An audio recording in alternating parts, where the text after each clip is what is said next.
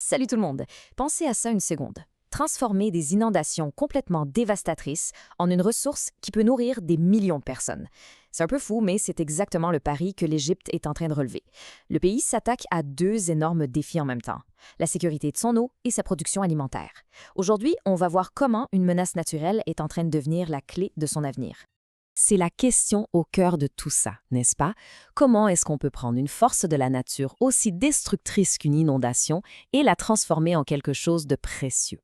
C'est là toute l'ingéniosité du projet qu'on va décortiquer ensemble.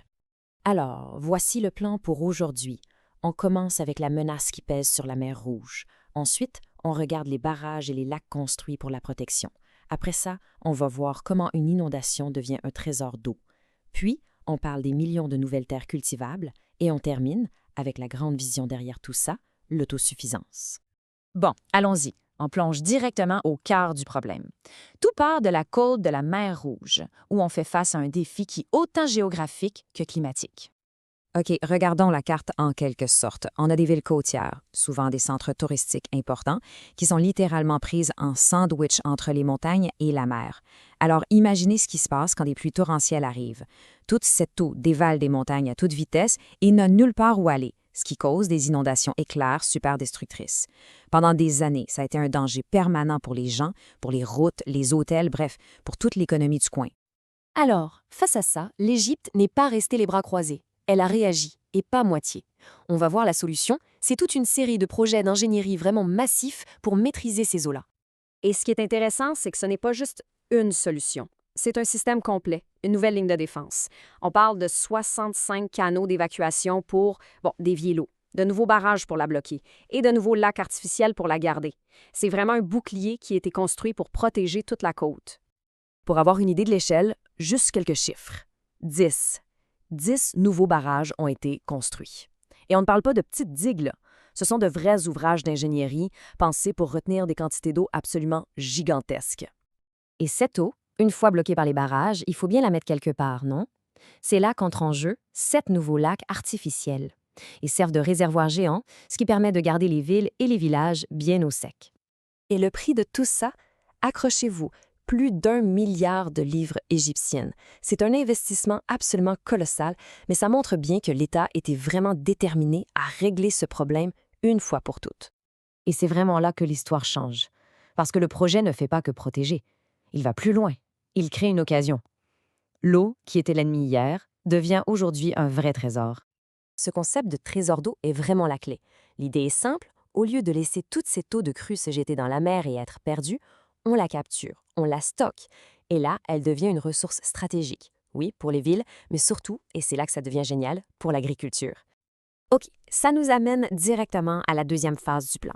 Ce fameux trésor d'eau, c'est ce qui va déclencher un autre projet national, encore plus ambitieux si c'est possible, une expansion massive des terres agricoles du pays. Et quand on parle d'ambition, c'est plus que vertigineux. L'Égypte a aujourd'hui environ 9 millions d'acres de terres cultivées.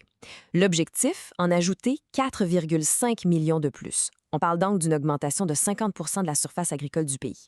C'est tout simplement gigantesque. Et ce n'est pas juste un plan sur papier. Les résultats, on les voit déjà. Juste pour les 10 premiers mois de 2025, les exportations agricoles ont atteint 7,5 millions de tonnes. C'est 650 000 tonnes de plus que l'année d'avant. Donc oui, on peut dire que ça porte ses fruits, au sens propre comme au figuré. Mais la question qu'on peut se poser, c'est pourquoi? Pourquoi tous ces efforts? Pourquoi construire tous ces barrages et cultiver toutes ces nouvelles terres? La réponse, elle est dans la vision à long terme de l'Égypte. L'objectif, c'est d'atteindre une plus grande autosuffisance. Et quand on regarde les chiffres, on comprend tout de suite. Prenez le blé, par exemple. L'Égypte en importe la moitié de ce qu'elle consomme. Et c'est encore pire pour l'huile de cuisson, où la dépendance aux importations monte à plus de 90 %. Évidemment, ça rend le pays super vulnérable aux prix qui changent sur les marchés mondiaux. La seule solution, c'est produire plus soi-même. Il y a une citation qui résume parfaitement toute cette approche. En gros, elle dit que pour guérir une maladie, il faut d'abord bien la diagnostiquer. Et que si on aime son pays, il faut bien l'étudier pour trouver le bon remède. C'est exactement ça. Ce ne sont pas des décisions prises sur un coup de tête. C'est le résultat d'une analyse profonde des problèmes pour trouver des solutions qui vont durer. Au final, le message est super clair. Tous ces barrages et ces nouvelles fermes, ce n'est pas juste une question de béton et de culture. C'est beaucoup plus que ça. Ce sont les fondations d'une Égypte plus forte, plus résiliente, moins dépendante des autres pays et capable de nourrir sa population qui continue de grandir. C'est vraiment une stratégie pour assurer sa stabilité pour les années à venir. Et on va se laisser là-dessus. En réussissant à transformer un problème majeur en une solution, l'Égypte a vraiment tourné une page. Le contrôle de l'eau a permis de lancer cette expansion agricole massive.